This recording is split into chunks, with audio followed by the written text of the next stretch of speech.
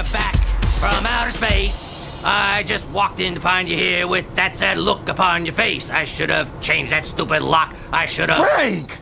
Sony is working on a new Men in Black movie, according to the latest edition of Production Weekly. This isn't exactly news, since rumors about a new MIB film have been floating around for 3 years, but nothing official has been announced until now. Previously, there were rumors that Will Smith would return as Agent J, but this hasn't been confirmed yet. The last Men in Black movie, Men in Black International, featured Chris Hemsworth and Tessa Thompson as Agents H and M. Even though it wasn't a major hit, it managed to break even at the box office. However, it didn't do well with critics or audiences. The latest update hints that Will Smith is set to return in the new Men in Black movie, which makes sense, given the success of Men in Black 3. That film, led by Smith and Tommy Lee Jones, made over $650 million on a $225 million budget. In comparison, Men in Black 3 was a much bigger hit than the fourth movie, Men in Black International. Men in Black International, starring Chris Hemsworth and Tessa Thompson, was also intended as a reboot for the franchise, moving away from Will Smith's character. However, it didn't perform as well as expected, both financially and critically. Because of this, it seems Sony might have reconsidered any further plans for that direction and is now bringing back Smith as Agent J. The new film looks like it will continue following Agent J's adventures, dealing with aliens living among humans. In the time-traveling Men in Black 3, we saw Boris the Animal, an alien criminal, escape from a high-security prison on the moon to seek revenge on Agent K for an old incident. Boris confronts Agent K and J, ominously telling K he's already dead. K tries to stop J from pursuing Boris and won't share details about his past arrest.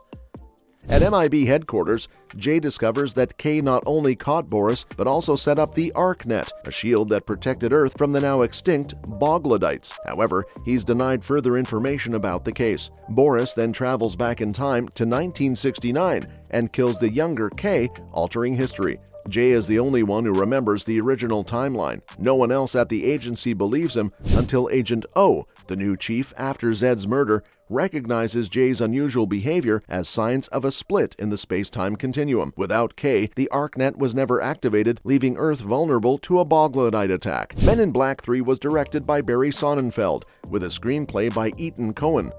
The cast featured Jermaine Clement, Emma Thompson, Michael Stuhlbarg, Mike Coulter, Nicole Scherzinger, and Josh Brolin, among others.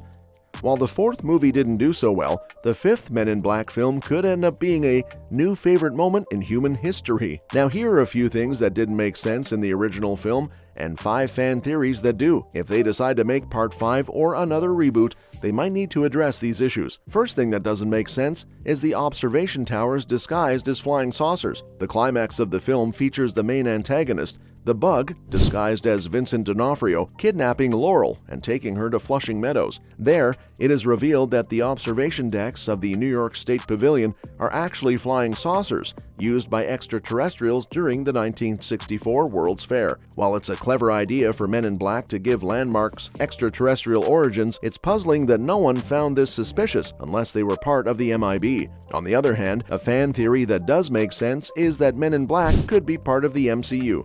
Men in Black is based on a comic book series under Marvel Comics, similar to Kick-Ass and Kingsman. It's natural for fans to speculate that MIB could exist in the Marvel Cinematic Universe. This theory was discussed in a Vanity Fair video with Men in Black International stars Chris Hemsworth, Tessa Thompson, and Kumail Nanjiani, all of whom are part of the MCU. In the context of the original film, this theory seems plausible, as both universes feature alien shapeshifters, non-government supervision, and high-tech organizations. Another thing that doesn't make sense is why the cops are chasing the alien. When James Darrell Edwards III first appears, he's seen chasing a criminal with other cops from Grand Central Terminal to the Guggenheim Museum. James corners the criminal, who then jumps over a ledge to his apparent death. While this chase attracts the attention of the MIB, it's unclear who the suspect is or what crime he committed to warrant such a lengthy pursuit. This could have been explained better instead of being a vague throwaway line. Despite the lack of information, this event gets the soon-to-be Agent J noticed by the MIB. On the other hand, a fan theory that makes sense is that neuralizers might be useless to those with eye deficiencies. One of the iconic tools in the series is the neuralizer, which erases memories of anyone who sees it, ensuring no trace of extraterrestrial activity or the MIB remains. It's also used when MIB agents retire. Since the device works by targeting the eyes, a legitimate question is whether its effect would be nullified if the target has an eye problem. This theory suggests that could be the case, which leads me to another thing that doesn't quite make sense to me is why the MIB used the cleaner-like neuralizing team in broad daylight. Whenever there's a large-scale attack in New York or anywhere else globally, a backup MIB team is dispatched for damage control and neuralizing duties, acting like a cleaner team for assassins. This concept is demonstrated when Jay fires his noisy cricket to stop the bug from escaping. Kay then sends in a cleanup team to assess the damage. However, such extensive damage on a New York block could easily attract attention from law enforcement. By impersonating cops, the MIB could inadvertently raise red flags for the government. Cleaning up that mess would be quite a challenge for the MIB.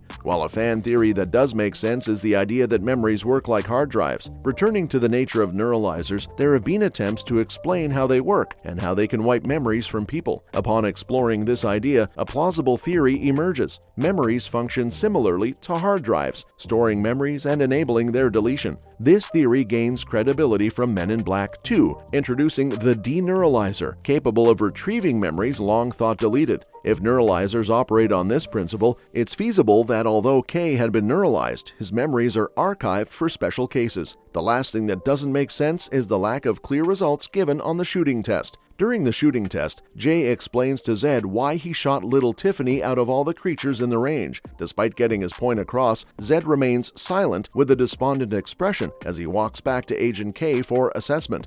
Their reaction implies that Jay might have succeeded along with the others. However, there's no specific indication that Jay passed the shooting test, leaving gaps in how MIB qualifies its recruits. Otherwise, Jay might have just gotten on board for simply chasing an alien. Now, onto the final fan theory, which is a personal favorite. The Men in Black is a huge con. Men in Black draws inspiration from conspiracy theories about secret operatives in black suits, shades, and ties handling extraterrestrial cases. It's reasonable to be suspicious about MIB's true intentions beyond just managing alien migration. The theory suggests that the organization could be a massive con job, exploiting advancements in technology linked to alien encounters. MIB might be covertly taking advantage of government loopholes, accessing the black market, promoting the idea of humanity's capacity for otherworldly knowledge, and utilizing tools like the neuralizer. In Men in Black 5, the movie people have a chance to toss in some of these fan theories, sorting out those loose ends from the last flicks. They might dig into the backstory of those weird landmarks, link up with the MCU, and clear up stuff like Jay's weird shooting test, exploring how those memory-wiping gadgets work and the risks of MIB doing their thing out in the open could really beef up the whole MIB universe, diving into themes like who we are and what we remember. And hey, if they shine a light on the MIB possibly being one big scam, it could make for a wild ride, keeping us all hooked and guessing. Well, that's it. For now, make sure to hit the like button. Subscribe to the channel to get updated regularly with the latest news and reviews on upcoming movies from us. Thanks for watching the video, and we'll see you in the next one.